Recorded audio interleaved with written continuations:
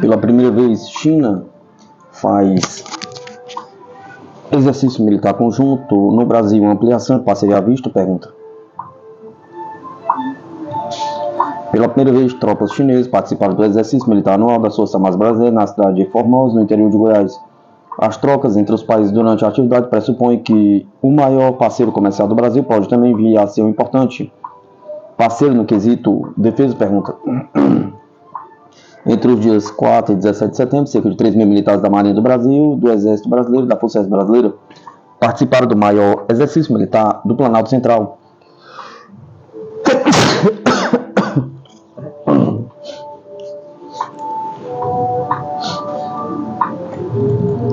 Além de fuzileiros navais chineses e norte-americanos, a Operação Formosa, que acontece anualmente com a participação das chamadas Nações Amigas, também recebeu representantes da África do Sul, Argentina, França, Itália, México, Nigéria, Paquistão e República do Congo. A primeira participação efetiva de militares chineses, o gigante asiático, já havia participado como observador em 2023, pode ser vista como um avanço, sobretudo pela possibilidade de presença de militares chineses, trazer outra mentalidade para o arcabouço militar do Brasil, avalia Robson Farinaz, especialista militar e oficial da Reserva da Marinha do Brasil. A interação com os países do sul global são feitas pelas Forças Armadas ainda de uma forma muito incipiente, segundo Wagner Camilo Alves, professor do Instituto de Estudos Estratégicos da Universidade Federal Fluminense. Há uma tradição até institucional por parte das Forças Armadas brasileiras de se pensar como ocidentais.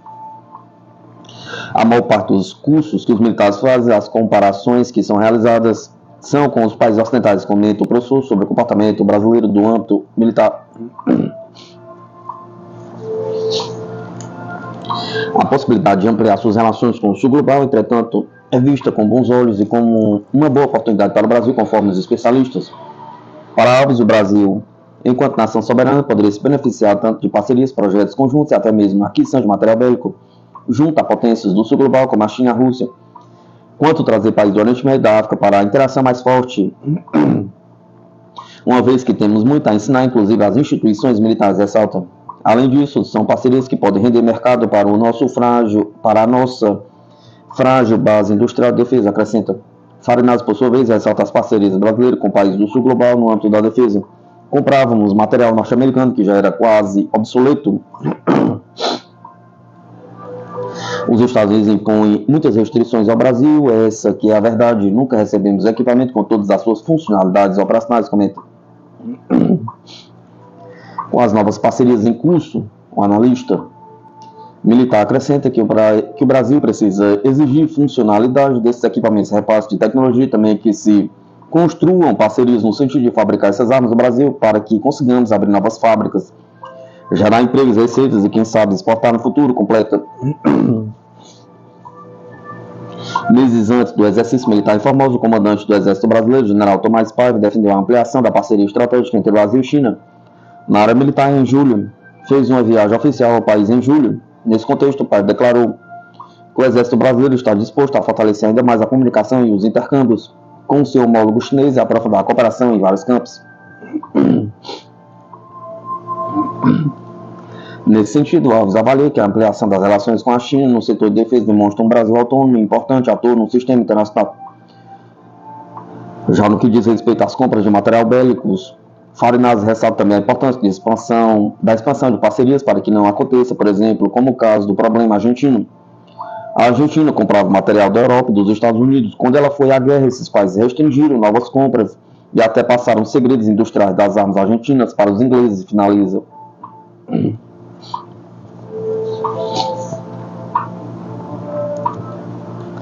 Putin, exército russo será equipado com novas armas e terá aumento de efetivo. O presidente russo afirmou que o uso das novas armas exigirá treinamento com militares altamente qualificados. O presidente russo Vladimir Putin afirmou nesta quarta-feira, 18 de novembro de 2024, que o exército russo vai ser equipado com novos modelos de drones, desde estratégicos até pesados e ultra pequenos para ataque e patrulha. A declaração foi dada durante uma reunião sobre o desenvolvimento das Forças Armadas da Federação da Rússia. É claro que serão incluídos nas tropas sistemas de aeronave não tripulados de vários modelos, desde estratégicos e pesados até pequenos e ultra pequenos. E estes são sistemas de reconhecimento, sistemas de ataque, patrulha contra bateria, sistemas de sapadores. Discutiremos detalhadamente essas questões, como já disse. Continuaremos discutindo essas questões em uma reunião da Comissão Militar Industrial, disse o presidente russo. Ele acrescentou que as tropas russas não receberão mais amostras únicas, mas em série de armas modernas e veículos blindados de alta precisão, aviação, sistema de detecção e contra-bateria, sistema de controle e comunicação. Putin enfatizou que a Rússia presta grande atenção ao fortalecimento do exército e da marinha e disse que um programa para o reequipamento abrangente dessas forças está sendo implementado.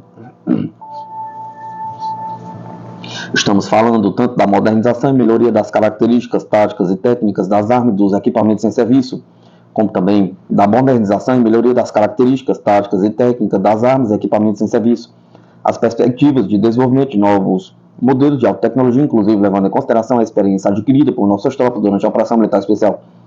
Estamos implementando um programa de reequipamento abrangente do Exército e da Marinha. Ele destacou ainda que o uso das novas armas exigirá treinamento com militares altamente qualificados e afirmou que esse tema seguirá em discussão.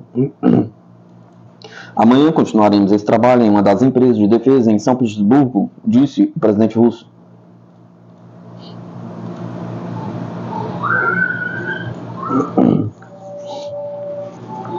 China sanciona 9 empresas dos Estados Unidos por venderem armas a Taiwan. A China decidiu introduzir sanções contra 9 empresas norte-americanas por venderem armas a Taiwan, anunciou o Ministério das Relações Exteriores do país asiático. Isso acontece depois que Washington aprovou uma possível venda de diversas peças de reposição para a ilha.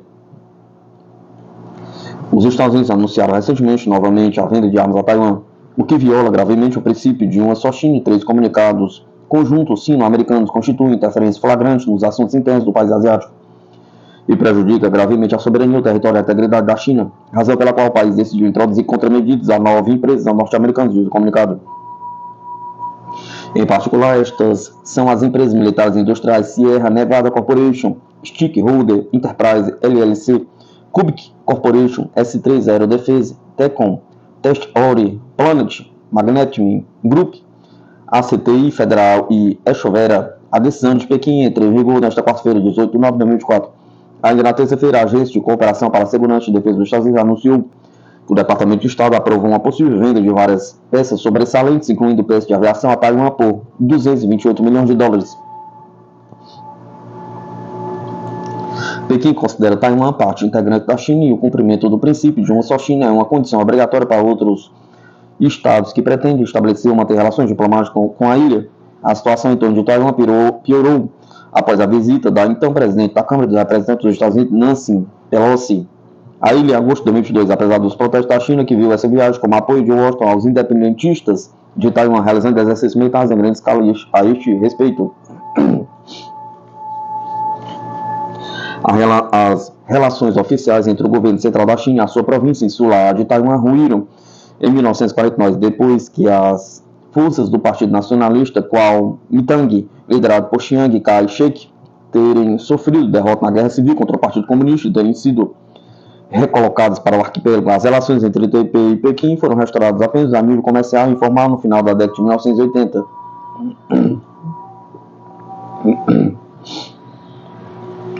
Coreia do Sul surge como um dos principais investidores dos Estados Unidos ante tensões com a China, diz mídia. As empresas sul-coreanas estão investindo quantias recordes de capital na economia dos Estados Unidos à medida que os esforços do governo Biden para tirar a China de sua cadeia de suprimentos e subsídios lucrativos para fabricantes de tecnologia avançada desencadeiam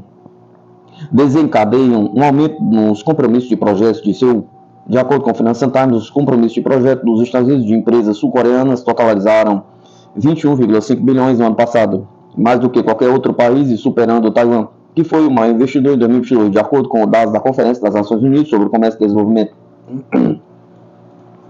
Pequim foi o maior investidor nos Estados Unidos em 2014, mas ficou em 8º lugar no ano passado, depois que os investidores caíram em um terço, que os investimentos caíram em um terço, de acordo com os dados da ONU.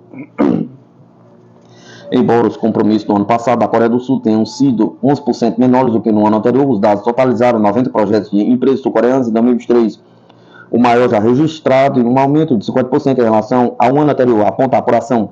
O aumento no investimento sul-coreano segue a aprovação da Lei de Chips e Ciência e Lei de Redução da Inflação pelo governo Biden em 2022, oferecendo centenas de bilhões em créditos fiscais, empréstimos e subsídios para impulsionar a fabricação de semicondutores e tecnologias limpas nos Estados Unidos, visando reduzir a dependência da China. As tensões entre Washington e Pequim também pressionaram as empresas sul-coreanas a limitar suas operações na China para buscar expansões nos Estados Unidos, segundo a própria lei que incentiva tal medida e restringe licenciamento no caso da expansão da atividade do gigante asiático.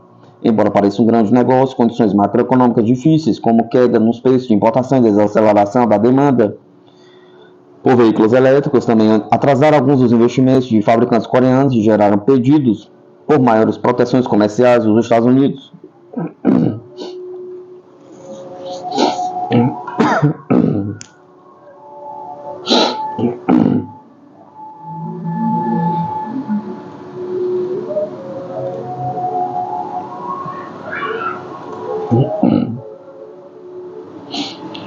Investigação revela que Mossad plantou explosivos em 5.000 pagers do Hezbollah fabricados na Hungria.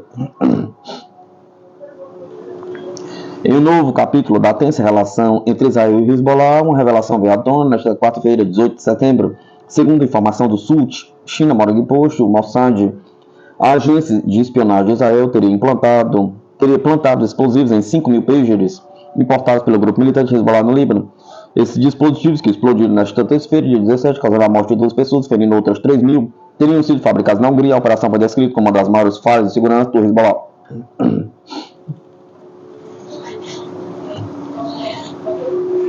Os pagers explosivos usados nos ataques teriam sido produzidos pela empresa BAC Consulting, localizada em Budapeste, Hungria. De acordo com fontes de segurança libaneses, até 3 gramas de explosivo foram inseridos nos pagers, de forma que passaram despercebidos pelo Hezbollah por meses. Uma fonte afirmou que os explosivos foram incorporados aos dispositivos com uma placa especial, que permitia a detonação a partir de um código remoto. A complexidade dessa modificação tornava impossível a detecção dos explosivos mesmo com scanners ou outros aparelhos de segurança.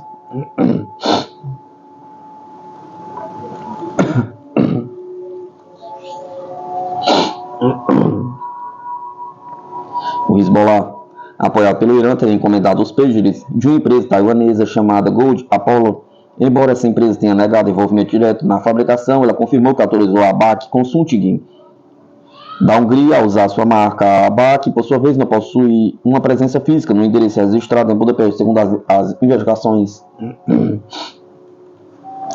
Os pagers teriam chegado ao Líbano no início deste ano. O Hezbollah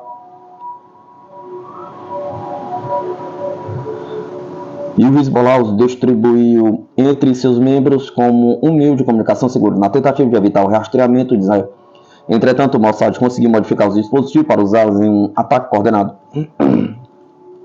O ataque, além de ser uma dura derrota para o Hezbollah, também demonstrou a capacidade do Mossad de infiltrar-se nas comunicações do grupo militante inimigo. A operação com os pagers foi considerada uma das mais sofisticadas e eficazes já realizadas por Israel. Com a explosão dos dispositivos, muitos combatentes do Hezbollah ficaram feridos, alguns mutilados ou foram mortos.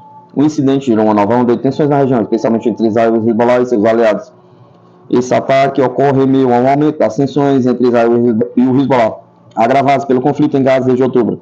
A situação preocupa potências internacionais como os Estados Unidos e o Irã, com o temor de que o conflito possa se expandir para uma guerra regional mais ampla.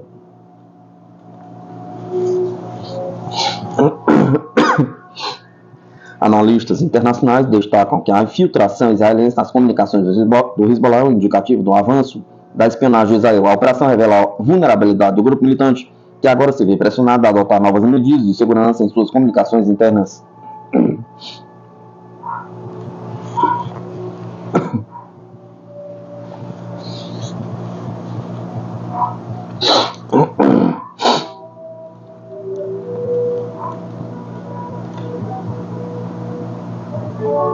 A OTAN decide reforçar controle no Ártico e está considerando um centro de operações aéreas combinadas. A OTAN está estudando a ideia de criar um centro conjunto de controle de operações aéreas no Ártico para conter a Rússia, disse o comandante da Força Aérea dos Estados Unidos na Europa e na África, o general James Heck, citado pelo portal Defesione. Segundo Heck, a OTAN pretende aproveitar a adesão ao bloco militar da Suécia e da Noruega para realizar operações no Ártico, onde a Rússia tem aumentado sua atividade.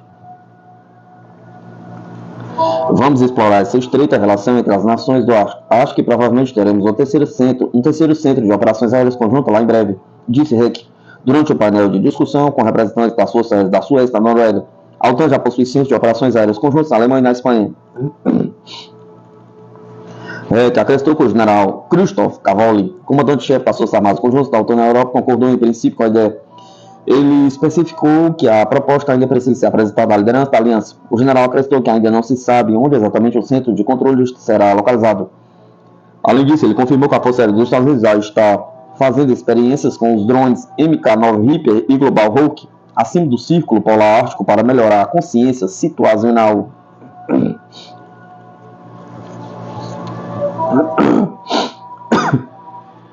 O assessor presidencial russo e presidente do Colégio Marítimo, Nikolai Patrushev, disse no início de setembro que Washington e seus aliados estão agravando a situação ao longo das fronteiras da Rússia.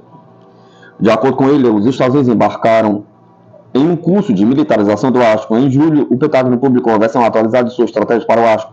O documento mostra que o departamento pretende realizar exercícios militares da região de forma independente e em conjunto com aliados para demonstrar a capacidade de combate à interoperabilidade.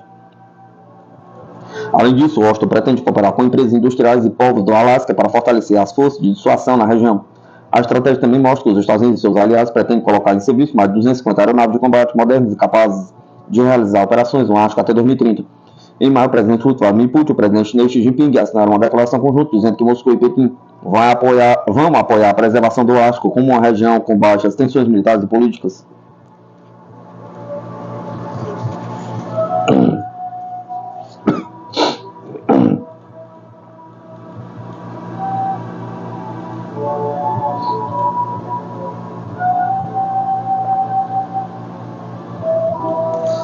Exercícios da OTAN no flanco leste. Para que a aliança está se preparando? Pergunta.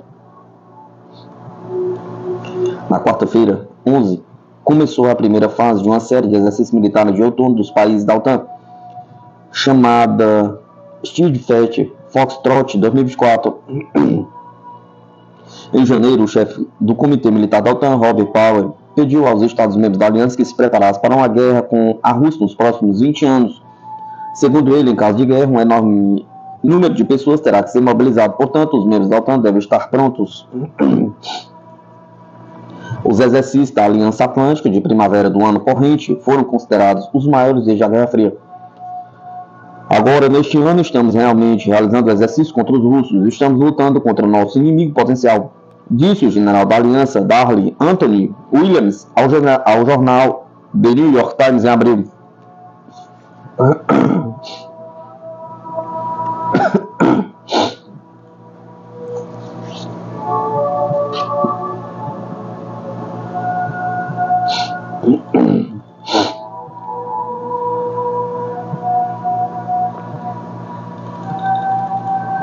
Exercícios da OTAN no flanco leste de outono europeu de 2024.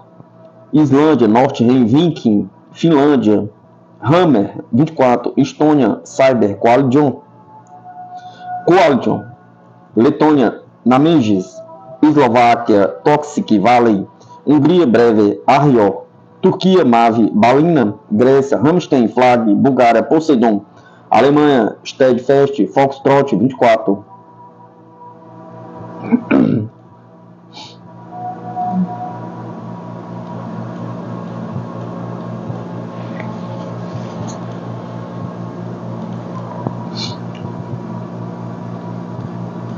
Exército russo atinge instalações industriais, energéticas e aeródromos da Ucrânia, diz o Ministério da Defesa. As forças armadas da Rússia atingiram instalações energéticas ucranianas que alimentavam o complexo militar industrial da Ucrânia, aeródromos e oficinas de montagem de veículos aéreos não tripulados, relatou o Ministério da Defesa da Rússia na quarta-feira, 18 de nove de 2024. A aviação tático operacional, veículos aéreos não tripulados, tropas de mísseis, artilharia dos agrupamentos de tropas da Rússia atingiram instalações energéticas que mantinham em funcionamento o complexo militar industrial da Ucrânia, a infraestrutura de aeródromos, uma oficina de montagem de veículos aéreos não tripulados, bem como concentrações de pessoal e equipamentos militares inimigos em 138 áreas, diz comunicado do Ministério. Em particular, as unidades do agrupamento de tropas russas da parte oeste melhoraram sua posição tática, repeliram 4 ataques ucranianos e destruíram 4 depósitos de munição. Kiev perdeu neste setor do fronte até 610 militares e um veículo blindado Kazakh. Por sua vez, na área de responsabilidade do agrupamento russo Vostok Leste, as formações ucranianas perderam no último dia mais de 100 militares e um veículo de combate de infantaria. O agrupamento de tropas Severnorsk derrotou unidade de 2 brigadas e um destacamento das tropas de fronteira ucranianas perto de Volchansky, na região de Kharkov. As perdas do inimigo totalizaram mais de 170 efetivos. O agrupamento Yung Sul derrotou unidade de 8 brigadas ucranianas e repeliu 2 contra-ataques com perdas inimigas, totalizando 640 soldados.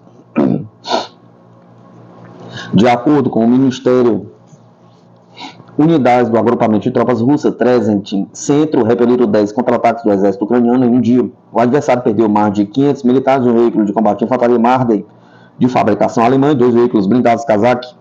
As unidades russas do agrupamento de tropas de Dnieper infligiram ataques de fogo às formações do exército ucraniano com peso total neste setor de até 40 militares no depósito de munição. No total, desde o início da operação militar especial, as tropas russas destruíram 646 aeronaves do adversário, 283 helicópteros, 31.724 veículos aéreos não tripulados, 579 sistemas de mísseis antiaéreos, 18.163 tanques e outros veículos blindados de combate, 1.454 lançadores múltiplos de foguetes, 14.753 peças de artilharia de campanha e morteiros e 26.175 veículos militares especiais. O Ministério acrescenta que no último dia o exército russo eliminou mais de 400 militares ucranianos e 23 veículos blindados, incluindo 2 tanques, entre eles um tanque Leopard alemão, 5 veículos de combate de infantaria, entre os quais 2 CV-90 suecos, um veículo blindado de transporte pessoal, 15 outros blindados nas áreas fronteiras da região russa de Kursk. No total, desde o início dos combates na área de Kursk, Kiev perdeu mais de 14.600 militares, 121 tanques, 50 veículos de combate de infantaria, 92 veículos blindados de transporte pessoal, 758 outros veículos blindados, 457 carros, 107 peças de artilharia, 28 lançadores múltiplos de foguetes, incluindo 7 Himmers, 8 lançadores de mísseis antiaéreos, 26 estações de guerra eletrônica, 9 radares e 14 equipamentos de engenharia.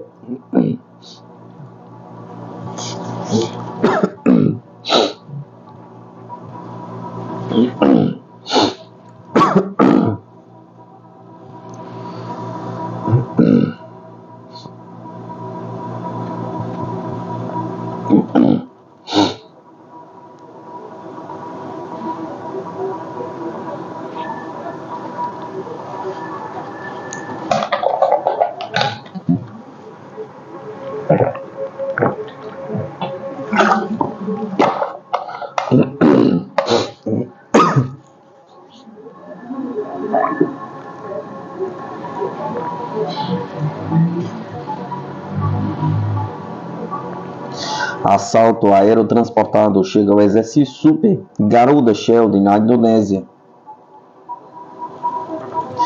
O exército dos Estados Unidos e as Forças Armadas Nacionais da Indonésia, juntamente com outros aliados e parceiros, coordenaram uma complexa missão de assalto aéreo em Sumatra do Sul pela primeira vez como parte do Super Escudo Garuda, concluído no início deste mês. Um batalhão da 11ª Divisão Aerotransportada, baseado no Alasca, conduziu a operação de assalto aerotransportado em meio a uma variedade de outras operações que aconteceram na Indonésia, que estavam concentradas principalmente em Java.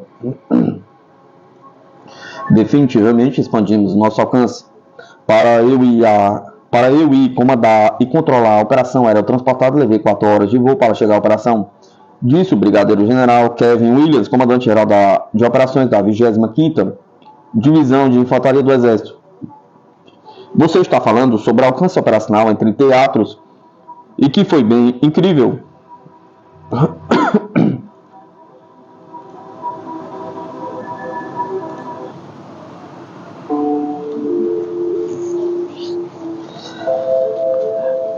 Em interações anteriores do Super Garuda Shield, as forças participantes se concentravam em uma área por vez, explicou Williams, como Java ou Sumatra. Mas expandimos isso para testar como comandamos e controlamos isso como uma força conjunta e com um parceiro. Japoneses e indonésios também participaram do ataque aéreo para testar operações de entrada conjunta, de acordo com Williams. O exercício também expandiu uma participação geral este ano, disse Williams. Em 2015, 200 soldados indonésios participaram junto com apenas 300 soldados dos Estados Unidos. Williams foi um deles. Garuda Shield agora tem mais de 2.500 participantes dos Estados Unidos da Força Conjunta. A participação da nação parceira quase dobrou. Isso é um grande aumento na complexidade, na escala do que estamos fazendo, disse Williams.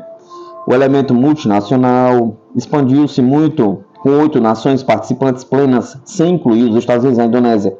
Austrália, Canadá, França, Japão, Singapura, Coreia do Sul, Inglaterra e Nova Zelândia. 12 outras nações forneceram observadores que também participaram de um exercício de equipe.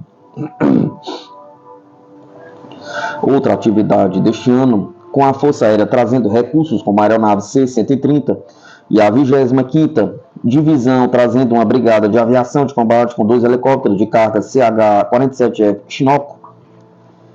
O exercício teve uma força-tarefa de aviação totalmente combinada que ajudou em operações críticas, como impulsionar a logística no arquipélago.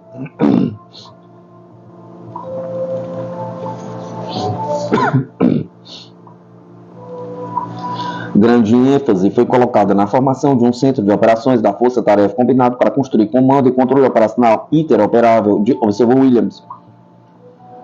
E a 25ª Divisão trouxe a nova rede tática integrada do Exército, mais nós de comando de missão em toda a força conjunta, que ajudou a criar condições para ver um quadro operacional comum. O exercício permitiu que os participantes testassem capacidades logísticas, infraestrutura de comunicação, além do horizonte, capacidade de unir ativos. O Garuda Shield incluiu um exercício de ataque conjunto em Java, onde o Exército dos Estados Unidos trouxe seu sistema de foguete de artilharia de alta mobilidade. O Corpo de Fuzileiros Navais trouxe sua aviação de ataque. Nações parceiras voaram caça F-16 e incorporaram outros sistemas de mísseis para avaliar a capacidade de usar qualquer sensor, atirador em plataformas aéreas, marítimas e terrestres para eliminar uma série de alvos, descreveu Williams. O Corpo de Fuzileiros Navais, juntamente com a Indonésia, o Japão e a Singapura, conduziu um ataque anfíbio usando 3 plataformas diferentes, incluindo uma embarcação de assalto em Singapura e cais de transporte anfíbio Green Bay. Conseguimos demonstrar nossa capacidade de combinar um ataque anfíbio em uma cabeça de praia com reconhecimento, utilizar fogo de longo alcance para definir essas condições e em seguida conduzir outra operação de ataque aéreo usando o avião Tiltrotor Osprey do Corpo de Fuzileiros Navais V-22 para colocar as forças no solo com os parceiros, então exfiltrar, disse Williams. Williams disse que antes do evento culminante, o Exército conduziria uma operação combinada de tiro real, um cenário bastante complexo, usando manobras terrestres com os parceiros.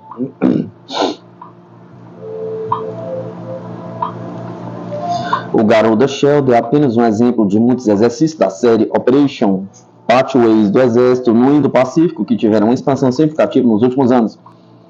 À medida que o serviço se concentra em construir seus relacionamentos com as nações no teatro de operações,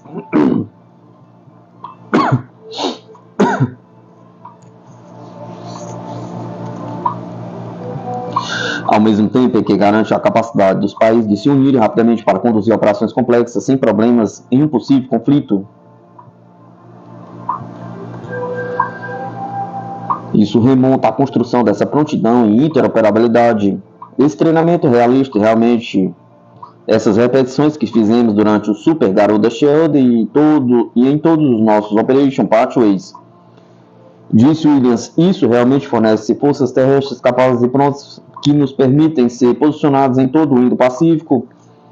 Isso reforça nossos aliados e parceiros com essa confiança e realmente garante que nós, a Indonésia, estejamos preparados para qualquer contingência, conflito ou desastre que surja.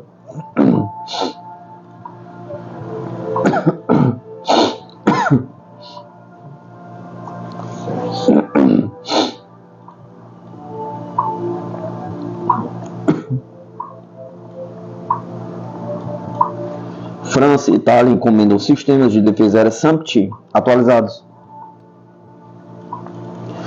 França e Itália encomendaram a próxima geração do sistema de defesa aérea SAMP. SAMP-T, pois buscam melhor proteção contra ameaças, incluindo mísseis hipersônicos, com o ministro das Forças Armadas francês, Sébastien Lecornu, elogiando a natureza totalmente europeia do sistema.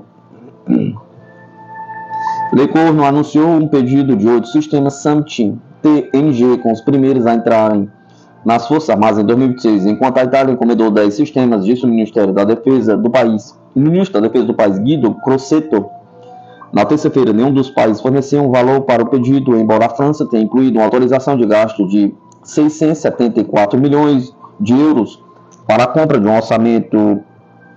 em seu orçamento militar de 2024.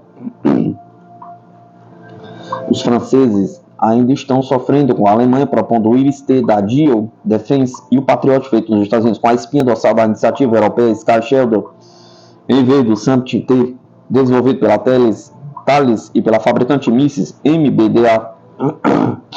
A atualização de próxima geração dá ao sistema franco-italiano um alcance de interceptação de mais de 150 km, semelhante ao alcance relatado pelo Patriot da RTX, a capacidade aprimorada de interceptar mísseis hipersônicos.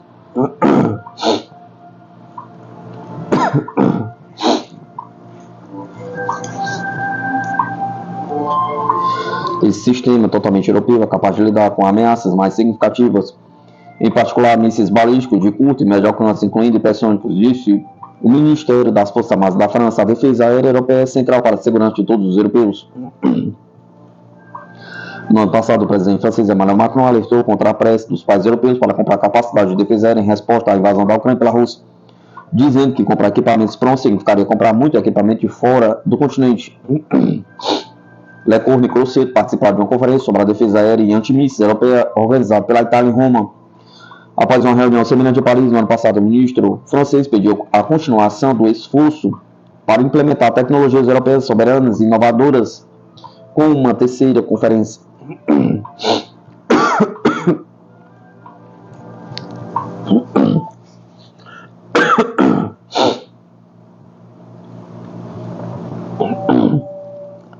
Nós encomendamos 10 sistemas SAMP-T de nova geração e estamos melhorando o míssil Aster, disse Crosetto na terça-feira. Como os franceses, estamos nos concentrando na segurança nacional.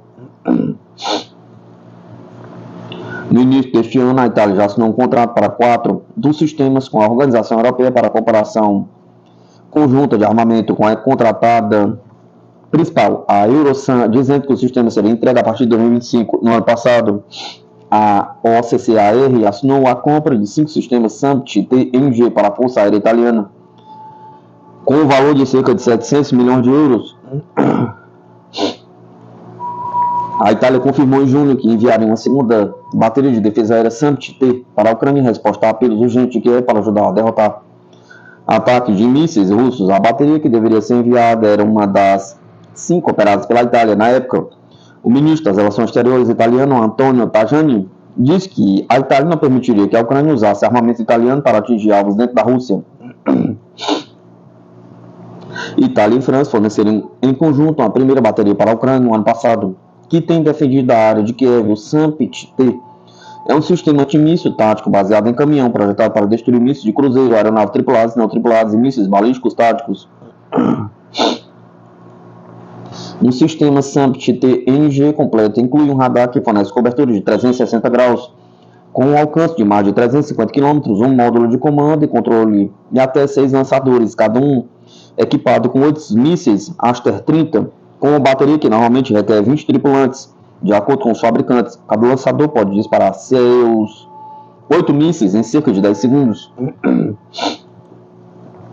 Ao discutir o novo decreto Sankt da Itália, Crosetto disse na terça-feira que as democracias europeias estavam tendo dificuldades para adquirir e produzir armas rapidamente. Este é apenas o começo e já estamos atrasados porque não estamos prontos para enfrentar o desafio de hoje, disse ele, acrescentando: estamos lentos porque vivemos em um mundo de democracias que sempre perderão para ditaduras. A França pretende ter 8 sistemas SAMP-TMG até o final de 2030, com uma meta de 12 sistemas por volta de 2035. O Comitê de Defesa da Assembleia Nacional conciliou em 2022 a compra de mais 4 sistemas, dizendo que o país precisava de um total de 16 para poder cumprir seus compromissos. Os franceses normalmente implantam vários sistemas para proteger grandes eventos internacionais, como as Olimpíadas de Paris.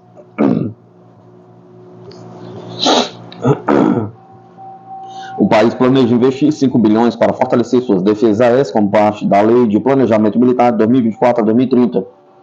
O Escritório Federal Suíço de Armamentos, Arma-Suisse, também participou da conferência em Roma, dizendo que o objetivo da visita era discutir novos desenvolvimentos tecnológicos em defesa aérea integrada e as oportunidades existentes, bem como possíveis ameaças e desafios futuros. A MBDA e a Kongsberg da Noruega disseram à Arme Suisse no início deste ano que não apresentariam ofertas para uma licitação suíça para um novo sistema de defesa aérea de médio alcance, deixando a porta aberta para a DIEL como a única potencial licitante.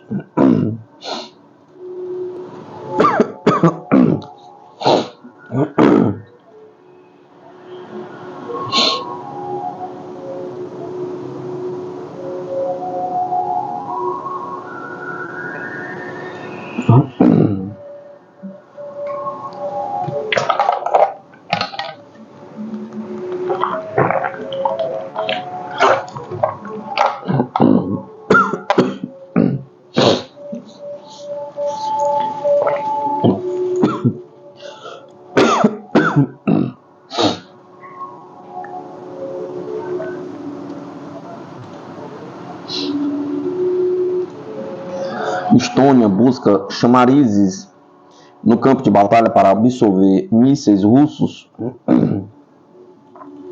A Estônia lançou uma competição para adquirir equipamentos de distração para atrair forças inimigas a ataques. O mais recente de uma linha de investimentos em defesa de Tallinn, impulsionados pela invasão da Ucrânia pela Rússia. A Estônia Center for Defense Investments, o braço de aquisição para os militares, publicou documentos de licitação em meados de setembro, convidando lances para plataformas mock-up até o final do mês. Tallinn espera gastar 10 milhões na compra. As autoridades estão procurando modelos de sistema de armas reais, munições, bem como equipamentos de comunicação e radar completos, com treinamento para instalação e manutenção de iscas, de acordo com o aviso. Não foram fornecidos mais detalhes sobre os tipos específicos de iscas que a Estônia está procurando ou quais ramos de suas forças armadas as utilizarão. Autoridades estonianas estão entre os membros europeus da OTAN mais inflexíveis ao dizer que as aspirações russas de tomar território podem se estender muito além da Ucrânia. Em uma entrevista recente ao jornal nacional espanhol El País, o coronel Mati Chikerpo, comandante de uma das 2 brigadas do exército estoniano, disse que Tallinn seria capaz de resistir a uma invasão por algumas semanas antes que os reforços da aliança chegassem. Desde a cúpula da OTAN de 2023 em Vilnius, os estados bálticos, Lituânia, Estônia e Letônia revelaram uma série de planos para intensificar a proteção da região, dada a sua proximidade com o território russo. Isso inclui a construção planejada de um drone UAU para a defesa contra Moscou, em cooperação com a Polônia, Finlândia e Noruega. Além disso, a Estônia está num processo de construção de uma cerca ao longo de sua fronteira de 294 quilômetros com a Rússia, que será equipado com câmeras e radares. A Ucrânia tem usado uma variedade de equipamentos militares falsos desde o início da invasão em grande escala da Rússia. Em fevereiro, surgiram fotos nas redes sociais mostrando modelos ucranianos de sistemas de defesa aérea terrestres, incluindo réplicas altamente realistas de equipamentos de defesa aérea Iris-T fornecidos pela Alemanha e o radar AN/MPK-64 Sentinel de fabricação norte-americana. Outros países europeus compraram equipamentos semelhantes este ano, incluindo a Alemanha, que concedeu um contrato de 50 milhões de euros a Rheinmetall, para o fornecimento de chamarizes aéreos infravermelhos Birdier. Eles serão instalados em aeronaves militares alemãs para proteção contra mísseis ar e superficial, agindo de forma semelhante a sinalizadores que podem emitir calor a serem acionados por pilotos para confundir os mísseis sobre seu alvo.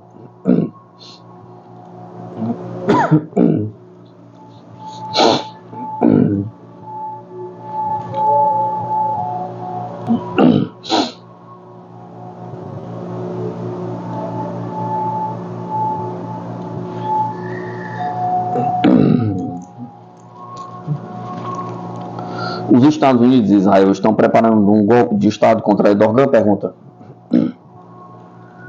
A nova doutrina geopolítica de Erdogan visa parar de gravitar em direção à órbita ocidental e se tornar uma potência regional, o que implicaria que a lealdade aos interesses anglo-judaicos no Oriente Médio seria questionada. Até agora a Turquia tem sido polarizada entre o nacionalismo secular, típico de setores urbanos mais desenvolvidos, e um islamismo tradicional, no qual a população rural mais desfavorecida se refugiou. Erdogan, o novo pai da pátria, teria como objetivo inequívoco a implementação do Estado Islâmico endorganista, o que significaria o fim do Estado secular que em 1923 foi estabelecido pelo pai da Turquia moderna, Mustafa Kemal, que acreditava que o secularismo e a europeização da Turquia eram os melhores meios para transformar seu país em uma nação industrial moderna. Assim, o kemalismo deixou como legado uma crise de identidade na sociedade turca, europeizada, mas não integrada às instituições europeias e muçulmana, mas estranha ao mundo islâmico.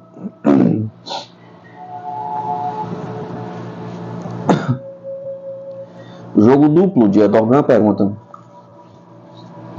Erdogan se recusou a participar das sanções ocidentais contra Moscou e comprou da China mísseis de defesa aérea. HK-9 expressou seu desejo de integrar a nova rota da seda, permitindo investimentos do Banco Industrial e Comércio da China. A Turquia também solicitou formalmente a adesão ao BRICS, uma estrutura econômica inicialmente composta por Brasil, Rússia, Índia, China e África do Sul e recentemente unida por Egito, Etiópia, Irã, Arábia Saudita e Emirados Árabes Unidos. Seria um míssil na linha d'água da estratégia econômica dos Estados Unidos para isolar a Rússia. A China também teria proibido os Estados Unidos de usar seu espaço aéreo para lançar um ofensivo contra o Irã. Erdogan seria um obstáculo ao projeto do novo Grande Oriente por Israel e pelos Estados Unidos. De fato, a nova doutrina geopolítica Erdogan visa parar de gravitar na órbita ocidental e se tornar uma potência regional, o que implicaria que a lealdade aos interesses anglo-turcos dos judeus no Oriente Médio estaria em questão, devido ao apoio de Erdogan à facção palestina Hamas e ao confronto subsequente com Israel, bem como a guerra total declarada contra o PPK, curdo e seu aliado sírio, PYD, que entraria em conflito com a nova estratégia geopolítica dos Estados Unidos para a área. Golpe de Estado contra Erdogan? Pergunta. Erdogan já teria se tornado um aliado inseguro para os Estados Unidos, bem como um obstáculo ao desenho da nova cartografia do Oriente Médio.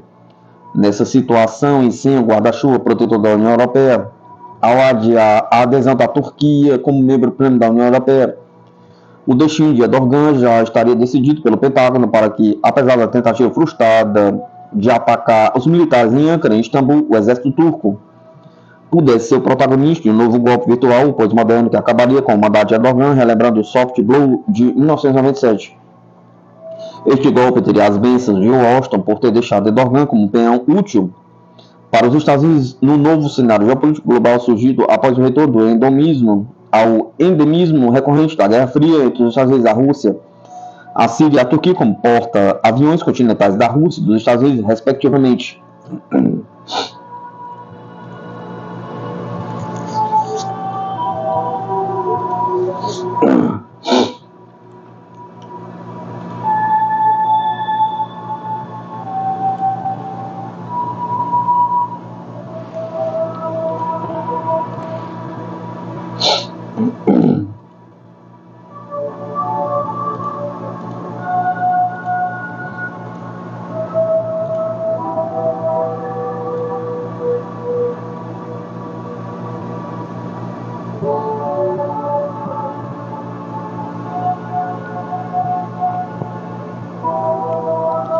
Nova onda de explosões de aparelhos de comunicação ocorre no Líbano.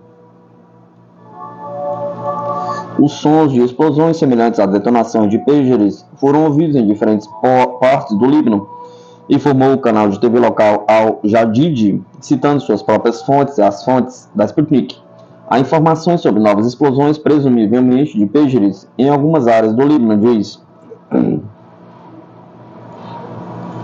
Segundo o canal, uma das explosões aconteceu no subúrbio do sul de Beirute, onde estavam sendo realizados os funerais de 4 combatentes do movimento libanês Hezbollah. Por sua vez, uma fonte da Sputnik confirmou as informações sobre a explosão de aparelhos de comunicação no Líbano. Ela observou, no entanto, que relatórios preliminares indicam que não se trata de pêsares. Pelo menos 100 pessoas ficaram feridas em novas explosões de dispositivos de comunicação no Líbano, informou o canal de TV Al-Hadadat. Os rádios que explodiram na quarta-feira em diferentes partes do Líbano foram comprados há cerca de 5 meses, quase ao mesmo tempo em que os pêsares que detonaram na terça-feira, disse o jornal libanês Al-Nahar, citando sua própria fonte no serviço de segurança. Nesta terça-feira, 17 de 9 de 2024, houve explosões de pêsares em diferentes áreas do Líbano. O ministro da Saúde, Firas Al-Abiadi, informou que mais de 2,8 mil pessoas ficaram feridas e 12 pessoas morreram. De acordo com o relato da mídia, o Hezbollah usava pêsares como um sistema de comunicação fechado que é menos suscetível a hackers e escutas. O movimento Hezbollah e as autoridades libanesas consideraram Israel responsável pelo incidente. E o primeiro prometeu a Tel Aviv uma resposta dura. A Reuters informou que o Mossad, a agência de inteligência israelense, colocou explosivos em 5 mil pêsares de fabricação taiwanesa encomendados pelo Hezbollah. De acordo com a agência, 3 mil pêsares foram ativados e explodiram simultaneamente quando uma mensagem de código foi enviada.